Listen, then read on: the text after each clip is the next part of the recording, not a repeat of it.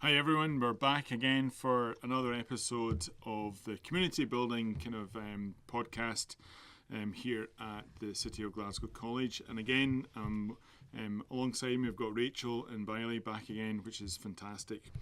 For this section we're actually going to be talking about infrastructure, and again, keeping that in mind with regards to the role of community building. So we're going to kind of delve into that. So really kind of just want to kind of talk about it, because in the last episode we were chatting about those spaces and also kind of bringing people together. And Bayile, you gave a good couple of examples of where like going into like the likes of mosques and engaging into the community there. But how does like co-working spaces and hubs kind of really kind of play when it comes to fostering the kind of community kind of driven innovation, but also community engagement? So what experience have you had in actually running the programs you have done, but also the places that you actually go and deliver those? When it's come to spaces, I think that was something that we realised with the Ignite programme, is that there are quite a lot of spaces in Glasgow, beautiful spaces that people, especially from hard to reach communities, probably don't know about. So it was also part of that was to open up spaces and to show. So for coaching calls, it was, why don't you meet me at the TIC building at Strathclyde? This is how to get here. And it was like, oh, are we allowed to go in there? Yes, it's open. We can sit there. There's a cafe. And some buildings were more intimidating. I could see people's hesitations as they're walking in. So using buildings like the social hub, also just to show that there's a variety of people here, there's a variety of activities happening here.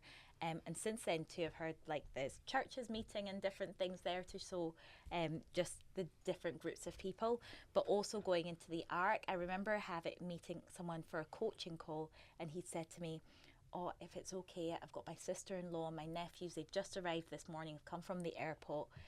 So I said, that's fine, they can sit on another seat. And they sat. And then I said, actually, you're at Glasgow University. You need to check out this building. It's like an establishment. And the woman said to me, oh, is it okay? And I said, yeah. I was like, of course. I was like, this is Adam Smith Business School. And she's like, I studied economics in Nigeria.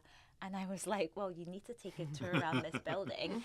And then I said to her, you need to go up to that. And she was like, I've always seen pictures of these. Yeah. So it was also just opening up to her. And when the first thing she did, she rang her husband and said, guess where I've been today?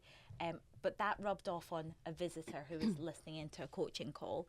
But there's so many other buildings, and I think universities sometimes are the underutilized buildings. Colleges are open, they have evening classes, most like Tuesday to Thursday, so it is easier for people. But I'm still discovering that like there are college spaces, like we're in City of Glasgow College, they've opened up Incubate, they've got space for new businesses, and I know the other colleges around the city are also looking to see what can we do with the spaces that we've got. To get more people in from the street, even if it is just inquire about starting up a business or employability or something. And I think sometimes we underutilize our spaces, or we don't make them have that open door policy enough, and I think we need to do more of that. And I think it is a great insight, because one of the things that post COP there was a programme that Glasgow City Council kind of were invited to work on and be involved with, which was the Bloomberg Harvard programme. Yeah. I know, Bayile, you participated in that, and one of the things that from that session was the feedback we received was that community groups felt as you say, intimidated from coming. But I think that's the thing where programs to then bring people into. I think it sounds as if that we need to be able to, if we're doing some of these programs, that we need to be able to be going into the places. Now I know there's the likes of Open Doors, which happens every year, but maybe we have to kind of move the Open Doors kind of program beyond just it for one day and actually having it broader than that. Rachel, what's your thoughts? The kind of concept is, I guess, I'm thinking about being a participant myself. There's some places, hopefully I'll never be in again, like the courtrooms. Yeah. And it did give in. These places to me were intimidating, but I think you're right, there is the thing about that university and what people see it as, but I'm hoping that's changing, be it slowly. I know certainly within the University of Strathclyde and GCID are heavily involved in the renovation of the old Strathclyde Union, which is the new Chattic building, which is going to be much more of that kind of front-facing window to the world piece from Strathclyde as well. So there's an acknowledgement that we have to do things differently. These are old beasts, it takes a while to turn, but we're hoping we're going in the right direction with that side of things. And I think it is really important from an infrastructure point of view, how you say the way people work in buildings. I think we always, certainly the scientist in me goes, oh, you just build a building and people walk around it. But I'm always amazed, the more I learn and the more I deal with kind of the creative side of what particular design, how that affects people's psychology, how it affects the way they learn, particularly within learning environments, but also how people maybe mix as well. And I think one of the things that come back to the social hub that's done quite well, there's groups of people that otherwise maybe wouldn't mix that are finding each other. One of the projects that we funded in AI earlier on this year purely came out of a travel agent bumping into an AI specialist, a co-working space within Glasgow. And some, you know, not somebody that had ever dealt with tech, but they worked together to try and develop a kind of AV tour piece for those in care homes that can't get out, so in allowing them to go and visit these countries. But that was a conversation in a corridor in a co-working space in Glasgow. So, you know, and it's something that he would have never thought, and now he's very much going down that line of thinking what else he can do in that space as well, and still working with that company. And I think that's the bit where, I think it's a great example of the fact that there are lots of different places that people can connect to. But again, don't sit.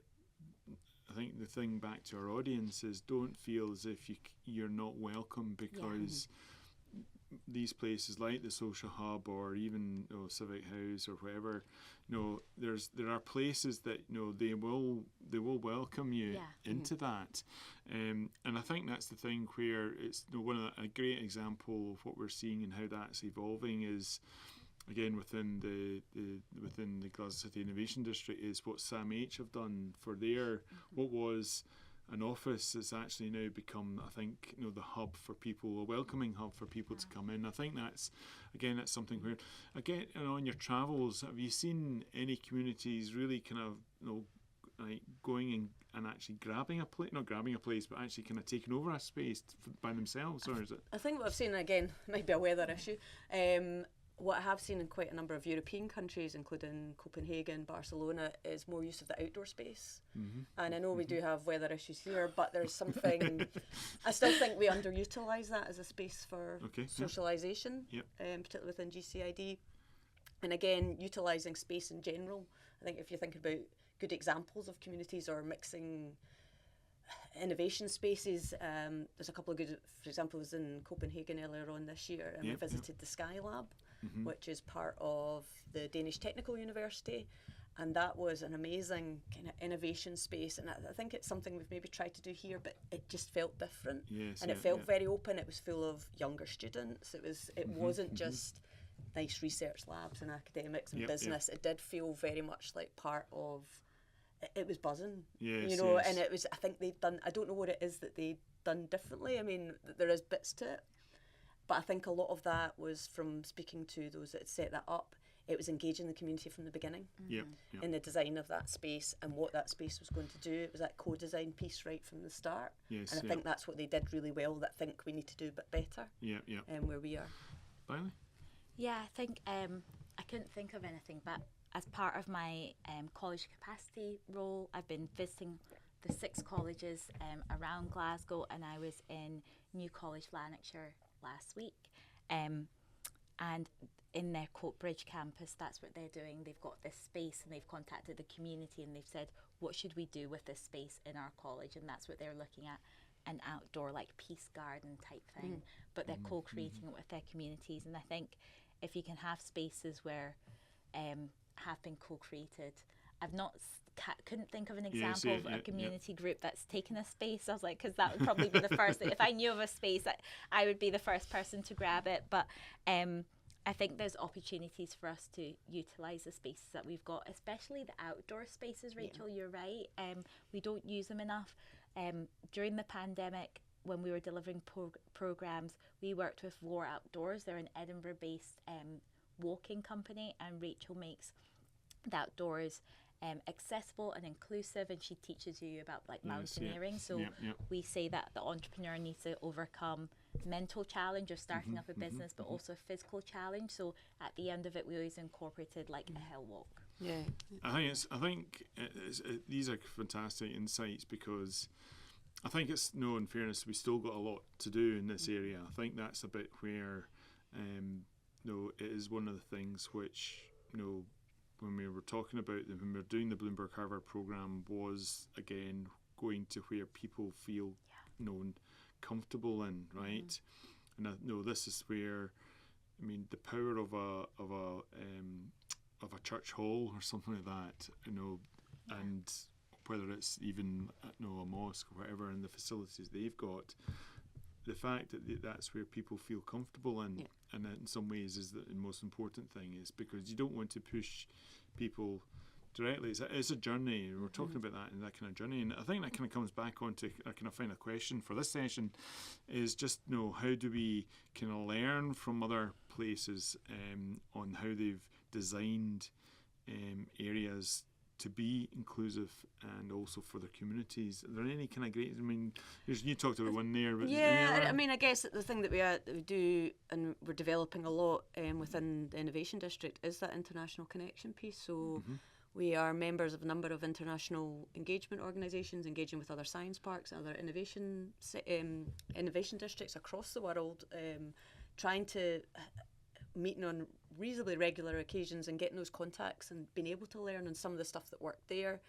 that we might be able to do here. I think, and again from personal experience, it's great to learn from other examples, but taking them bricks and mortar and placing them in Glasgow won't work. And it is about being able to take those ideas, but maybe thinking how they actually would work and how they would form around Glasgow. And again, that's where you get the community participation piece in.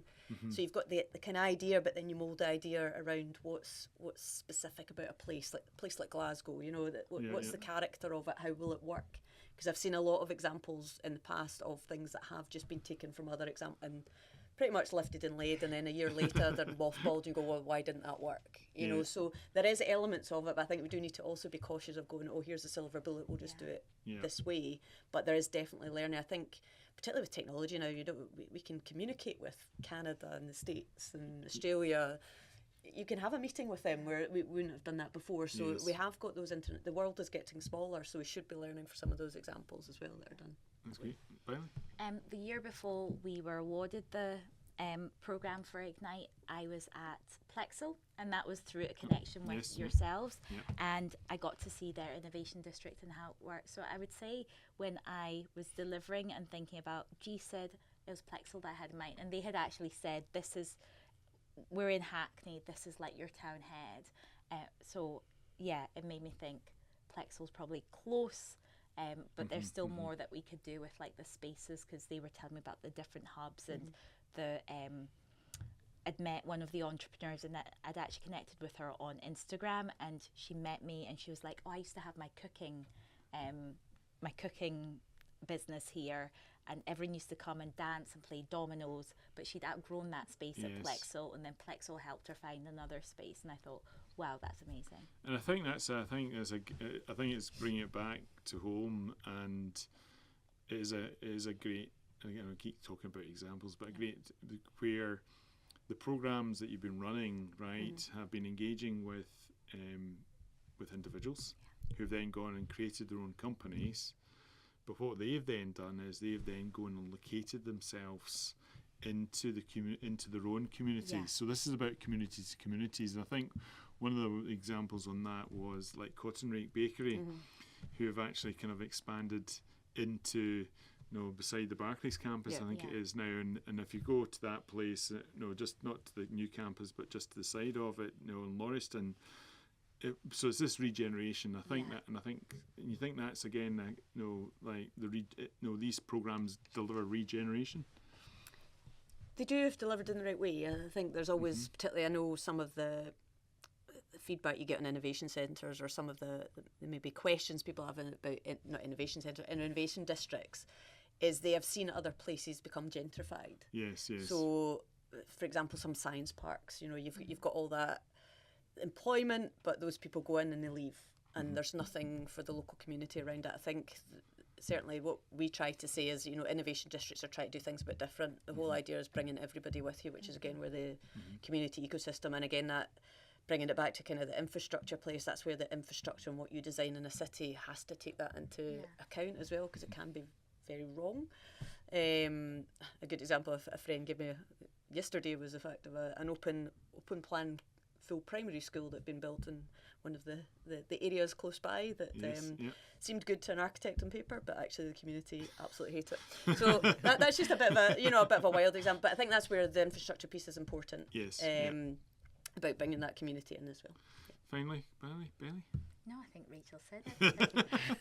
So actually, that's a great kind of segue to again, even here at the City of Glasgow College, there's new facility being looked at and being developed down at the Riverside campus, and I think again, just what both your insights kind of helps to position what you need to do when you come and design these places for the community and for others to get involved. But again, thanks again for this session, and I really appreciate it.